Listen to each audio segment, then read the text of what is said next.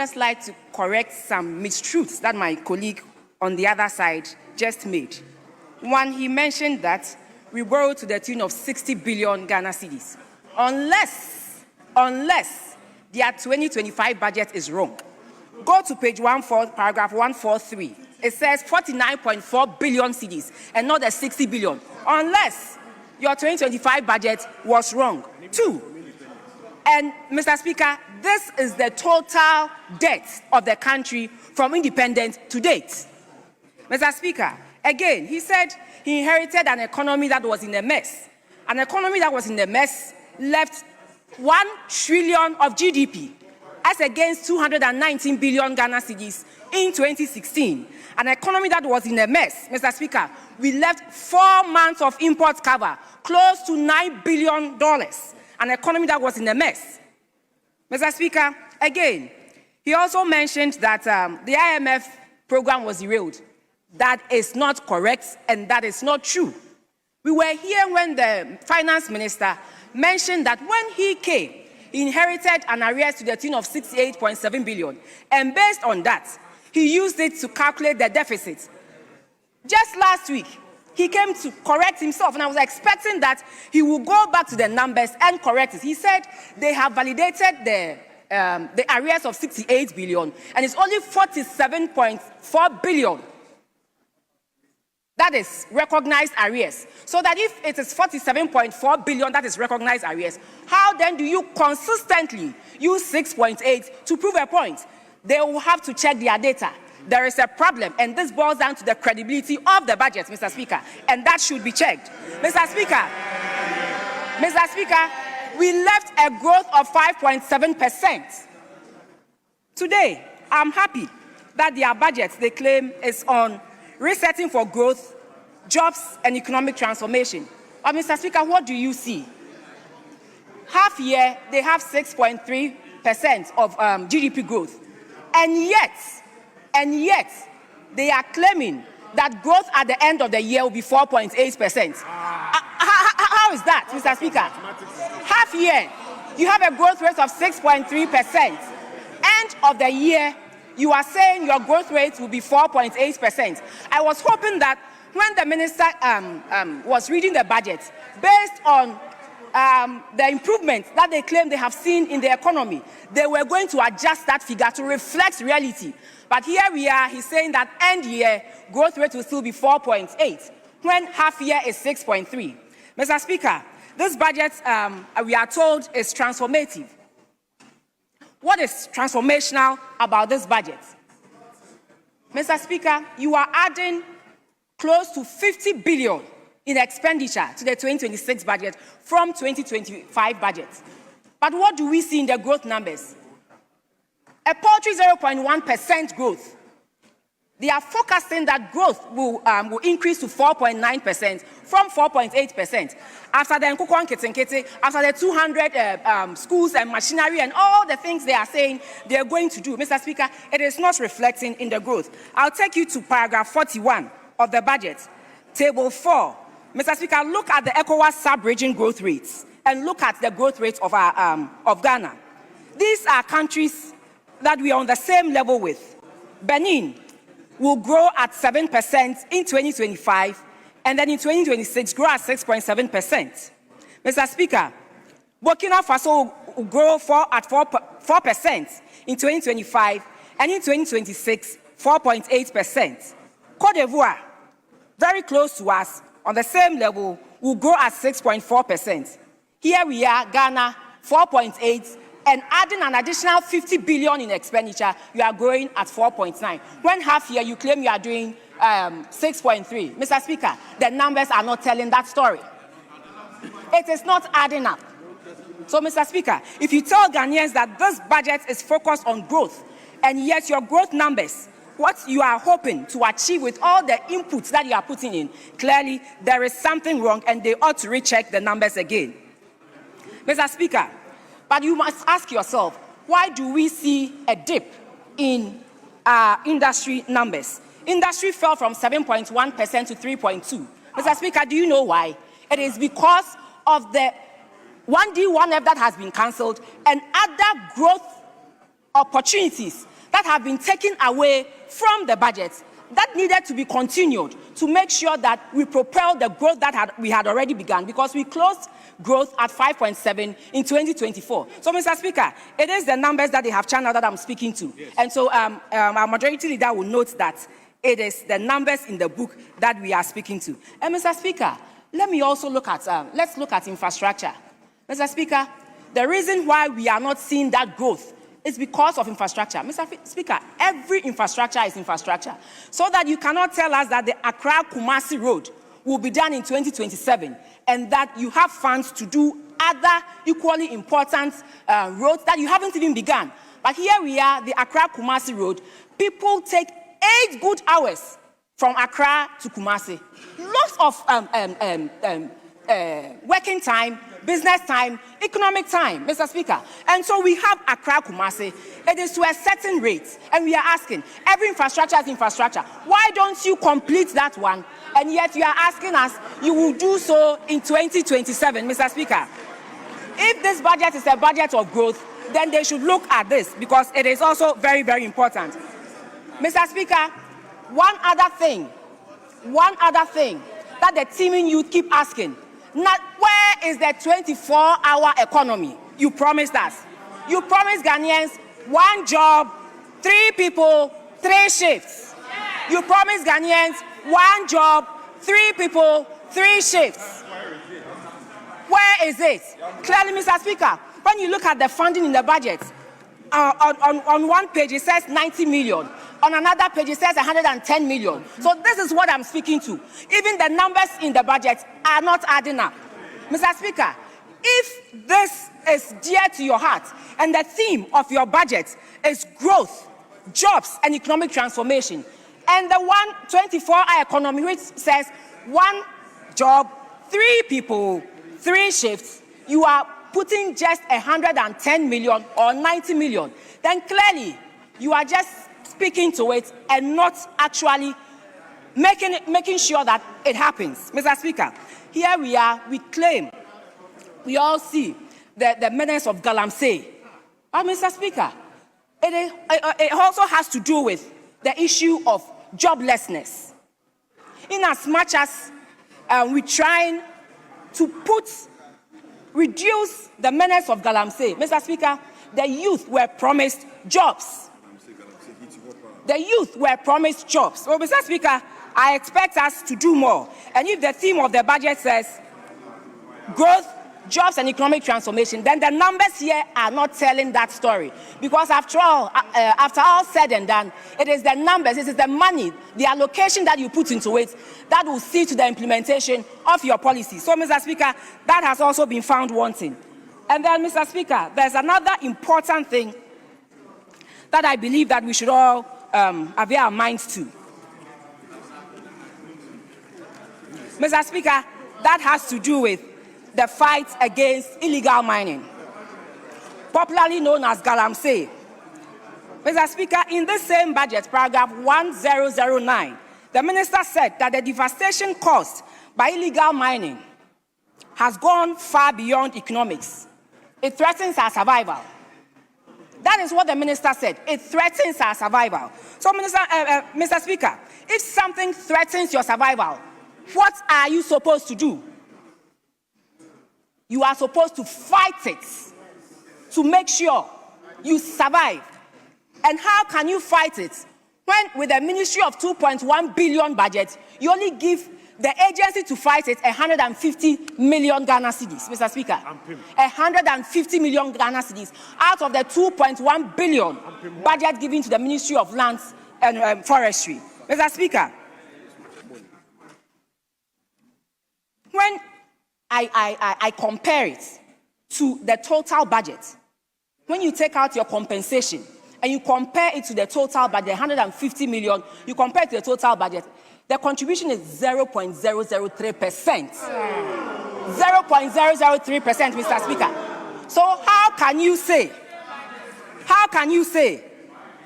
that it goes beyond economics and it threatens our survival? If you put such an amount in there, are you telling Ghanaians that you are fighting it, or you are just putting out words and playing with Ghanaians? Mr. Speaker, like I said, the Galamsey issue also has to do with jobs. And so we were thinking that beyond that, government was going to put some monies into the alternative livelihoods so that you can take them off the Galamsey and find some jobs for them to do. Mr. Speaker, in this same budget, you look at the monies that were allocated to the alternative livelihoods, just 35 million Ghana cedis. Just 1% of the 2.1 billion Ghana cedis under Ministry of Lands and Forestry. Now, Mr. Speaker, we all know, the Minister has also quoted, that this threatens our survival. Our major rivers are recording very high turbidity levels, and which is far above the WHO guidelines for safe drinking water. Our rivers are polluted and they are poisoned. Mr. Speaker, the media reports that there's rising still beds, there's increased cancer and chronic diseases, farmlands rendered sterile, and fish stocks shrinking and malformed. Mr. Speaker, and so if you say that it threatens our survival, I don't expect you to put 0.003% of the total budget into something that threatens your survival. Mr. Speaker, the Galamsey menace is a war. If it's a war, then this budget, Mr. Speaker, this budget is telling us that it's like we are in a battlefield with plastic chairs instead of armors to fight and make sure we win this. Because if you send 150, which is 7% of the total budget of the Ministry of Lands and Forestry, and 0.003%, then clearly it is not a matter of survival. It is just a matter of words. Words, fluffy words, that don't have any meaning. But Mr. Speaker, we need to rise above that. This is hurting us, this is killing us, this is poisoning our food. And so we need to do something more than that. I expect that before we approve this budget and pass appropriation, the minister would have amended the monies given to fight Galamsey and also to improve on the alternative livelihoods of people who are wind of Galamsey. That is when you can tell me that this is really threatening our survival, and so you're doing something about it. But Mr. Speaker, all said and done, I believe that we should have a Galamsey emergency program with real financing. Because even Mr. Speaker, let me quote one thing that President Mahama said on the 3rd of October 2025. He said that Ghana needs a substantially bigger budget than what is currently available if the country is to win the fight against illegal mining. This was on 3rd of October. The budget was taken to cabinet. President Mahama got the opportunity to view the budget, and he knew how much was going to be used to fight Galamsey. Because of what he said, that we need a substantially bigger budget, I was expecting that he advises the minister to put in more than he has put in the budget for Galamsey. So, Mr. Speaker, I am asking, I'm proposing, and I believe that it is the wish, it is the heart desire of our citizens out there that we come up with a Galamsey emergency program with real financing, so that, Mr. Speaker, we will be able to address this menace. It is killing us, it is hurting us, and that will come back to hurt the economy. It will move beyond economic to us, our survival. So, Mr. Speaker, I would ask of you that the House will agree with me that it is something we should do. But all said and done, one last thing I want to put on record is that, Mr. Speaker, I am happy with the value for money office that they want, the minister wants to set. But I want to advise him. PPA is already doing that. PPA has that mandate. So why set up another office, incur more costs? The whole idea is very good. Mr. Speaker, that whole idea of value for money office is very, very good. But, Mr. Speaker, there is already an office set up for this. Transformation does not mean new offices. Transformation also means building their capacity, giving them what they ought to be given so that they can fight some of these things. That I understand the minister. Honourable member, conclude. Thank you very much, Mr. Speaker.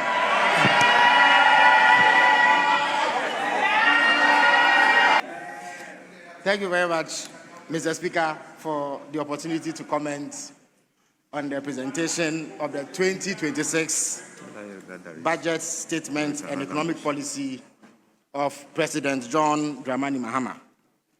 Mr. Speaker, let me start by commending highly the Finance Minister, for presenting what, by every account, is an inspiring budget that sets us on the path to rapid economic recovery and socio-economic development. Mr. Speaker, before I delve into specifics in the budget, there is a need to correct some misimpressions that were created in the course of the contributions by our friends on the other side. Mr. Speaker, they have sought to contest the absolutely indubitable fact that the economy that they superintended was in shambles. Mr. Speaker, that the economy we inherited from them was in shambles is a matter of public record. It is not debatable. As has often been said, Mr. Speaker, economic analysis is carried out on the basis of specific indices. There are metrics. There are things you use to measure economic performance, which are not subject to interpretation or opinion. Mr. Speaker, the economy they handed over to us was one that was in the throes of deep economic default. For the first time in the history of Ghana, a government defaulted on our debts. Mr. Speaker, for the first time in the history of Ghana, our credit ratings was at junk status. In local parlance, we call it Bola. In Mura, that was the state of our ratings. Mr. Speaker, the currency, the Ghana cedi, suffered a catastrophic collapse under the watch of our colleagues on the other side. By the time they left office, you could buy the dollar for 17 cedis in some forest bureaus in Ghana.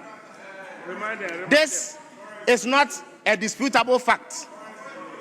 Mr. Speaker, inflation at a point reached 54%, hyperinflation. You went to the market in the morning to buy an item at one price, only to return in the afternoon to find that the price had gone up. By the time they left, it was at 23%, which was exceptionally high for an economy like ours. Mr. Speaker, when they went into the IMF program, albeit in an ambulance, they committed to leaving a primary surplus of 0.5% at the end of the 2024 financial year. Mr. Speaker, we came into government and discovered that far from leaving a surplus of 0.5%, they had in fact done a primary balance of negative 3.5%. Mr. Speaker, the budget deficit was hovering around 5.7%. So there is absolutely no doubt that the economy that we inherited was in shambles and that it had been mismanaged. Our public debt had reached levels that made it impossible for them to repay. Mr. Speaker, they gave 1.3 million Ghanaian bondholders excruciating haircuts that plunged them into severe economic hardships. This is not in dispute. So it is settled beyond debate that the economy was in shambles under them. Mr. Speaker, the next issue that is not up for debate is that there has been a remarkable turnaround in the fortunes of the Ghanaian economy. The same indices that I recited, Mr. Speaker, when you look at them under us, you see remarkable recovery. Mr. Speaker, contrary to the junk status of our credit ratings, today we have come back to B-. Mr. Speaker, today, the Ghana cedi on the interbank market sells at 10.9 Ghana cedis. That's what the Bank of Ghana has reported. Even on the Forest Bureau, or at the Forest Bureau, it hovers between 11 to 11.5 cedis. Under them, it was 17 cedis. Mr. Speaker, inflation is at 8%, and the minister has given indication that they expect it to reach 6.5% by the end of this year. Mr. Speaker, the primary balance, and the reason why I stress the primary balance is that they made it the main anchor of the IMF program. In other words, it was the most important indicator for them. They chose it. Mr. Speaker, from the negative 3.5% primary balance, the Minister of Finance set a target of a surplus of 1.5%. Mr. Speaker, he went 0.1 better and achieved 1.6% by the third quarter of this year, which has never happened in recent memory. Mr. Speaker, today, Ghanaians are seeing relief from the economic management of the John Dramani Mahama administration, because we have been able to control the cedi, or I beg your pardon, the exchange rates.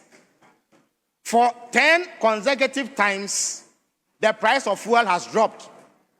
Mr. Speaker, there is record before the Economic Committee of this House that up to 4,500 different items saw price reductions because of the appreciation of the Ghana cedi. And this is relief brought to the pockets of the people of Ghana.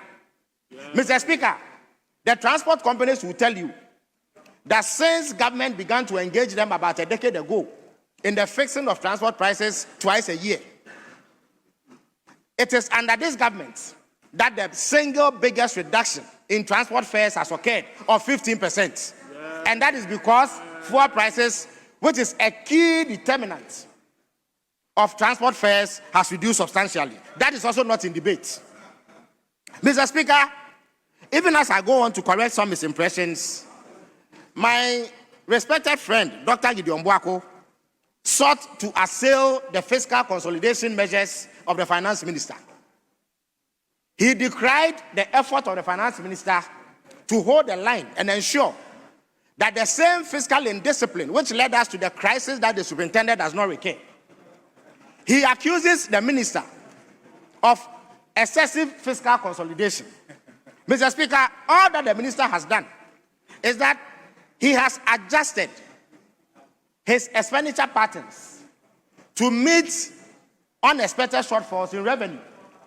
It is common knowledge, Mr. Speaker, that if for some reason your revenue sources suffer a hit, you adjust your expenditure. It is because they were unable to do that for 3 consecutive years under them, we recorded double-digit deficits. When revenue suffered under them, they decided to spend more. But this finance minister says no. We must turn away from that kind of reckless expenditure. So if you check page 18 of the budget, at paragraph 112, the minister makes the point that revenue underperformed by about 4.7%. That meant that the projections he had made had come short, and therefore there was a need to change strategy to ensure that we do not overspend. So he also adjusted expenditure and cut goods and services, which is discretionary, whilst ensuring that important disbursements to statutory funds are met. Mr. Speaker, I, by virtue of being MP for Abena Osei Kwakye, as is the case for all my colleagues, am an ex-official member of the Abena Osei Kwakye District Assembly. So I know that this government has done a yeoman's job in terms of spending in the right places. Mr. Speaker, the whole of last year, the AAK District Assembly received only 298,000 Ghana cedis in common funds. 298,000 Ghana cedis. Mr. Speaker, by the middle of this year, the same assembly had received 6.5 million Ghana cedis in common fund disbursements. Because of that, as I speak to you, the AAK District Assembly has almost completed 8 different projects, which they could not do the whole of last year. So it is not true that this finance minister is not spending. He is spending in the right places. Mr. Speaker, for the first time, the National Health Insurance Scheme reports that they have a healthy balance in their accounts, unlike the past, when a minuscule of what was due them was reimbursed by governments. Mr. Speaker, today, we do not hear noises about free senior high school because this finance minister is remitting adequate resources to them through GET Fund. Mr. Speaker, between the beginning of this year and now, about 1.3 billion Ghana cedis has been paid to senior high schools to feed Ghanaian school children. It is the reason why the noises that used to emerge over the poor quality of food or unavailability of food has subsided. So the minister is engaging in fiscal consolidation as a way to prevent the fiscal slippages that we have suffered from in the past. But he is spending in the right places.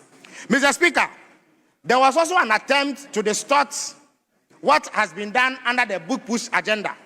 It is true that the minister budgeted 13.9 billion Ghana cedis in the 2025 budget, which is roughly equivalent at the time to about $1 billion. Mr. Speaker, since then, 33 different projects have either gone far in terms of their execution. And these projects include some of the big road projects that they did not have specific dedicated funds for when they were in government, and therefore left in the lurch.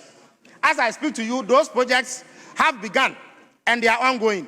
There are many more that are ongoing. But the minister has said that unlike in their time, when they used to pay mobilization to contractors before they went on site, some of whom actually squandered the money, he was not going to give anybody mobilization.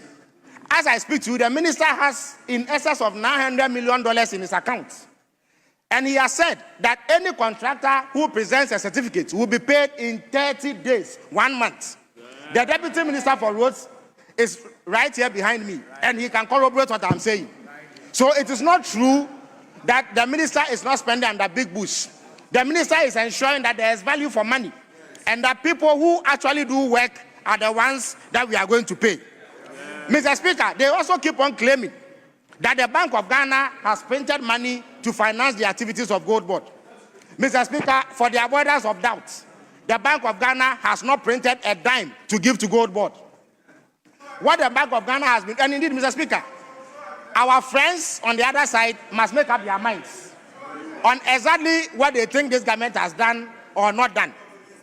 In one breath, they claim that the city is stable or the city has appreciated because of some gold accumulation policy that they implemented. Mr. Speaker, they forget that by the time they left office, they had accumulated close to 30 tons of gold, and yet our currency suffered its most catastrophic depreciation in recent memory. What the Bank of Ghana has done is that they take money from commercial banks who are interested in forex, give it to Gold Board to purchase gold, export it, and remit the funds thereof in hard currency, which the Bank of Ghana gives back to the very people they took money from. That is what my colleague, the Honorable Adongo, referred to as intermediation. That is what has happened. But Mr. Speaker, even as they criticize and falsely accuse the Bank of Ghana of intervening in the market, the records show that in 2024 alone, by the end of October, they had pumped $3.15 billion onto the forex market in a bid to save the Ghana cedi. And yet, the Ghana cedi suffered its most catastrophic decline under them. So if merely pumping dollars onto the forex market is what causes the currency to achieve stability, they would have achieved it. We have innovated and introduced a measure that is ensuring that there is liquidity on the forex market so that when they need it for transactions, they get something to do. That is what they are failing to recognize and are peddling all manner of misleading claims against this government. But Mr. Speaker, let me make the point that if you put all the macroeconomic indices aside, the economic management of this government is touching real lives. Mr. Speaker, they were the ones who used to argue that parents could not pay between 800 Ghana cedis and 1,500 Ghana cedis as fees at senior high school level. And therefore, they needed to introduce a free senior high school. Yet, the same people are opposed to the fact that when senior high school graduates leave school, they have to go to tertiary institutions. And that tertiary fees are even more expensive than senior high school fees. If parents cannot pay 800 and 1,500 Ghana cedis, can they be expected to pay in excess of 3,000 Ghana cedis at tertiary level? No. So this government introduced the no fee stress policy. And Mr. Speaker, I can report that as of the end of the last academic year, 151,000 Ghanaian first-year university or tertiary students had received reimbursements under the no fee stress policy. Wow. This is how prudent.